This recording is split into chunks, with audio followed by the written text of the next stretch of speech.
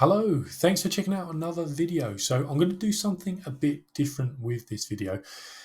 I'm going to do a breakdown of a trade that I took this week. I actually took this trade yesterday. Now, this is a trade that I managed poorly. I would say that I made probably every mistake that I could have made within this trade. So I identified it as a red trade, which means room for improvement. And I thought, you know what, this is a really good opportunity as I do this trade review. I haven't done it yet, so this is the first time that I've done it. It's not going to be much work to put a camera in front of my face, share my screen, and talk through the process of what it is I've done wrong on this trade and try and identify the things that I could have improved on. So possibly a good opportunity for us all to grow. I'll share why I took this trade. I'll talk about the reasons behind it.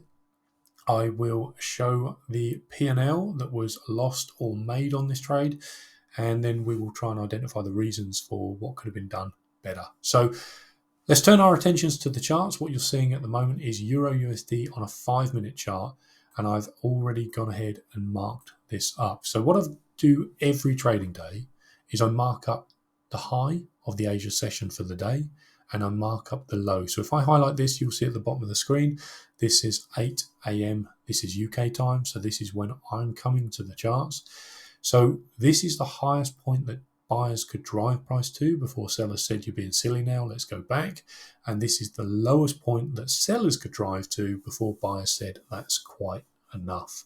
So this gives me a reference on how high and low price is driven within that Asia range before I come to the market. So I can very quickly measure this, and we see it's about 25 pips, and it's starting to give me context on how much volume's in the market. So I'm a supply and demand trader.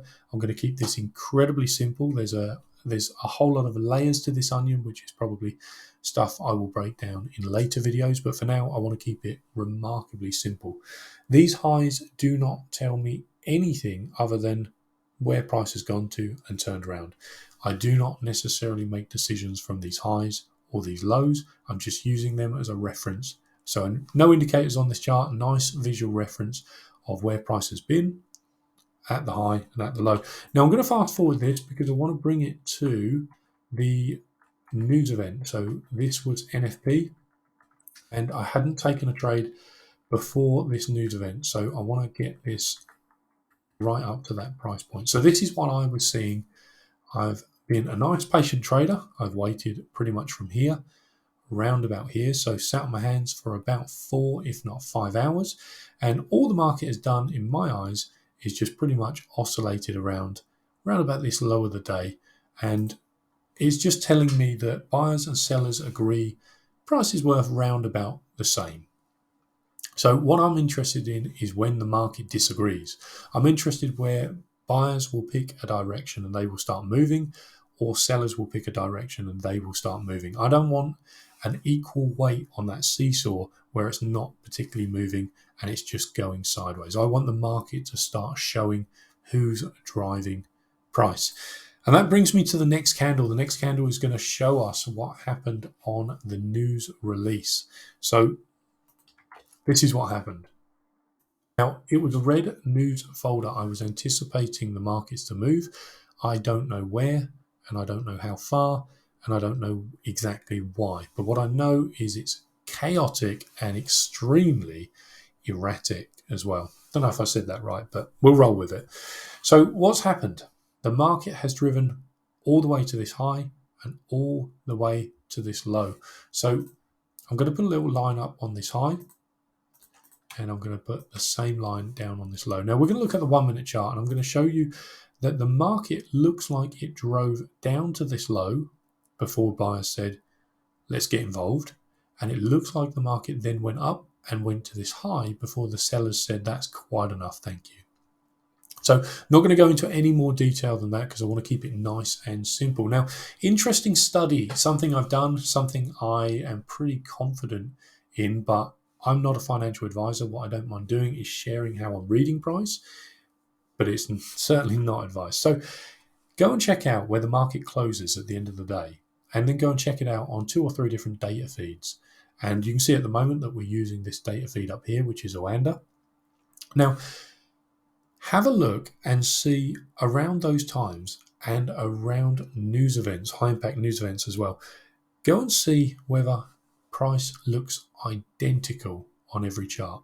Now, often what I found is that the markets will look quite different. We will get these wicks, but they won't quite always be in the same place on different data feeds. Now, my understanding of this, when we get high impact news events, the brokers will open up the spreads. Now, the spreads is effectively where they're going to match buyers with sellers. So what has to happen is the market has to go all the way up to here before it finds a seller that's willing to take an order and push it back lower. Now, imagine if the market only actually moved to here. And this here was the difference of the spreads. This is how far the price had to show that it went to match buyers with sellers. What I'm saying is I don't know reliably if price physically moved to here. What I know is this is how far the broker showed me it needed to go, but maybe it only went to here. And this is the difference of the broker's data feeds and how far the spreads opened up, showing me that it went there. For those of you that don't follow along with that, it's probably because I didn't explain it well, but the other side of it is I like to look at this high and this low as being questionable, which means it's unreliable. So we're going to mark up this high, we're going to mark up this low. I don't know if price genuinely moved to the area that it's showing me reliably. So my job as a trader is to trade when it makes sense. And I don't know how reliable these wicks are at the moment. So what I'm going to do is I'm going to sit on my hands. Now, for those of you that are probably not as colorblind as me, you've already noticed that you've got this box on the top of the screen. Now, this box represents, if I go to the 4-hour chart, it represents an area that I'm interested in. So I'm a little bit cautious that obviously this is news trading. The news has already printed, pushed from this low to this high and straight back into the middle. Now, I've got an area up here that I'm interested in getting involved in the market. I want to see price drive up to this area, and then I'm quite interested in being a seller. This is from a higher time frame analysis of an area that I think there is a reason for me to be a seller in. So what I'm interested in is watching the market drive up and seeing what happens. Now, in a perfect world, this is what I'm trying to do. In a perfect world, I'm trying to do this. There we go. This is what I'm trying to do in a perfect world. I'm going to put my entry right here. I'm going to have my stop on the high where I'm wrong about price. And I'm going to try and take profit in an area that I feel is easy enough for price to reach. Now, I'm going to play this through so that you can see what happened. Now, this is what I was trying to do. Now, I'm going to pull an image up on the screen that shows what I actually did.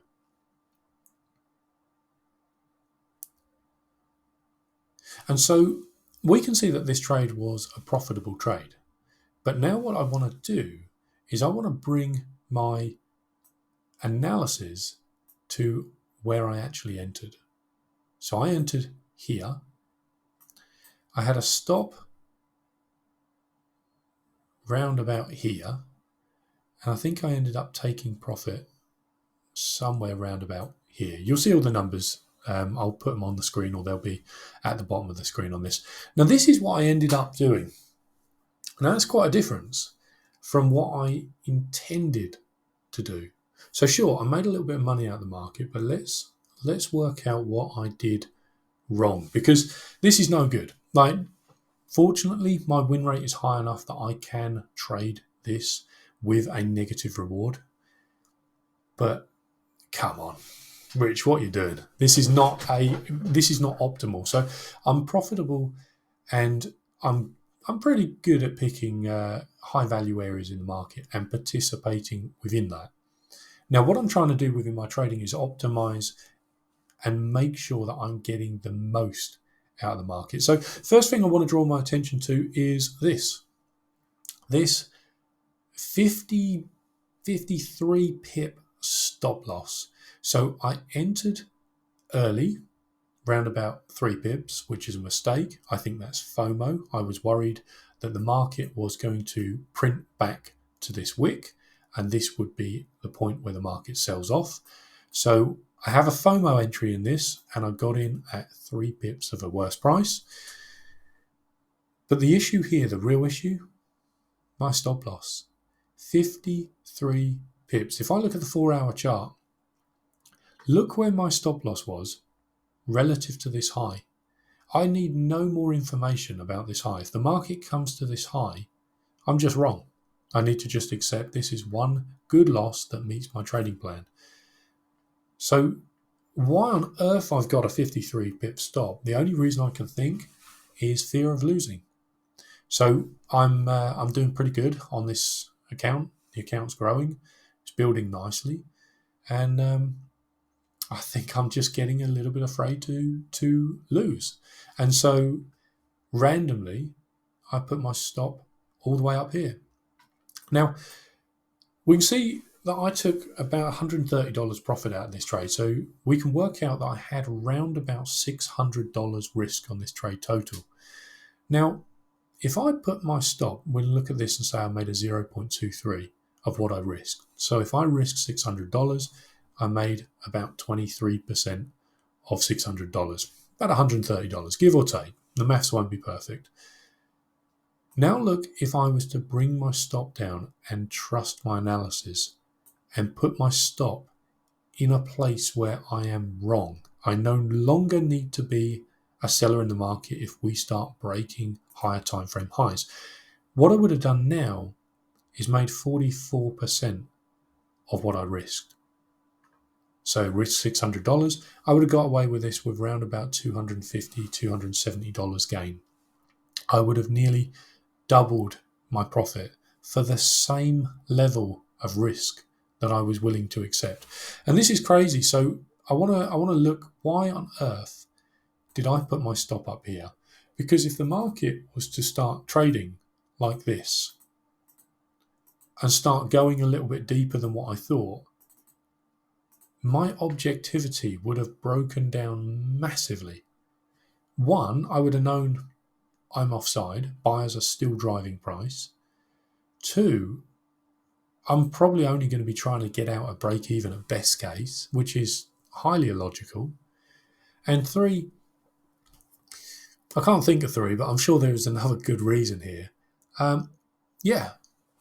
Objectivity would have broken down so bad that I'm probably going to end up starting to average into this trade and put on even more risk, because the same reason as why the stop was so wide. I was afraid to lose. So big lesson in this trade, I need to make sure that my stop was in the place where I'm just wrong about the market. My entry was okay. It was a little early, but we can live with that. My stop is what cost me 100% extra of the profits. I was always going to risk the same, $600, but my stop loss was the reason why I made 130 instead of probably 250 or 260. Now, there's another culprit here, which is the take profit. Look where I got out, 12 pips. It's crazy.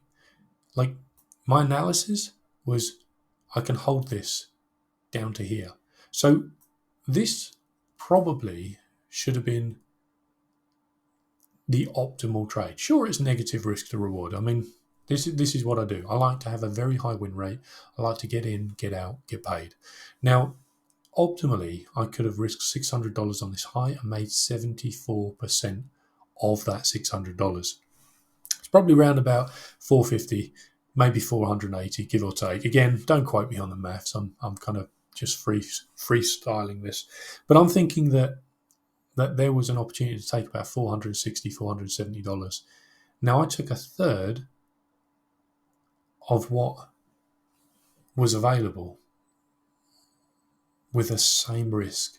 And this is why I'm trying to do this breakdown, because I think my stop was on a high, or should I say my stop was double what it should have been because I was afraid to lose. My entry was a little early because I FOMO'd into the trade. should have trusted my analysis. I've got hundreds of samples to show me that, if I'm trading high volume areas, there's a good chance that I can do okay out of it. But the take profit as well, being somewhere around about here, I just grabbed my profit. I grabbed it too soon. I was afraid of giving it back. FOMO again. I guess it's fear. So sure, I've been a full-time trader for 5 years, but I'm now venturing into a more discretionary side of trading. That's what this trade was. It wasn't one of my typical trades that matches my pattern trading. This was me looking objectively at the market and saying, hey, I think this is going to happen. And it's just taking me a moment to bed in and get that trust with this kind of system. And we can see I'm afraid of being wrong. So my stop was twice of what it should have been. My take profit, I grabbed it early and I FOMO'd in early as well. So pretty much everything that I could have done wrong, I did do wrong. Price has just sold off pretty much to the end of the day. So trading in a real high value price point here just mismanaged it. And this is what I want to bring my attention to. If we can look at this and say, hey, there's an opportunity to maximize this trade. Maybe there's an opportunity for another $3, maybe $400. If I'm trading once a day, you do the maths, compound that over a month, it becomes a significant change to my end monthly result. So there you have it. That's a full breakdown of a trade that I took only yesterday, giving you the reasons as to why I entered the trade and bringing to my attention everything that I can do better. Now I'm going to make it my job to try and improve on this stuff for next week. If you guys find this stuff of value, if you see this is something that helps you within your trading, to see real trades that were broken down, to see the proof of how I took those trades, how I managed those trades, and to see me reflect on those trades and see if I can find anything that was of value to try and improve on. If it helps you guys, let us know and put a comment in there. I can always do more of this kind of content. And as always, take care. I'll see you in the next one.